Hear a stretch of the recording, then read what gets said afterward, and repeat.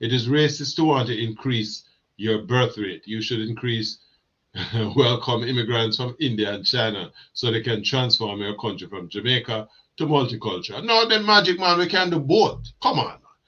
We want to increase the birth rate because the birth rate dropped bad. Come on, Magic Man. We dropped bad. It used to be, we used to have something like 31 live births per thousand. And the thing dropped to most about 7 right now. We in a trouble. We in a trouble. At the same time, we can't do both in Jamaica big enough. Singapore is 10 times smaller than Jamaica, and the population is 6 million.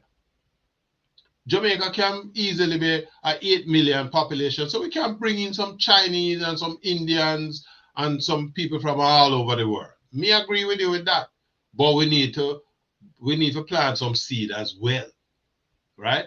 We want to plant some seed. So and then come at Jamaica and become change the citizenship status. So you're Jamaican and Indian and Chinese and everything. And everything, we are still all the way at Jamaica. Until we do this again, let me again thank you very much for your time.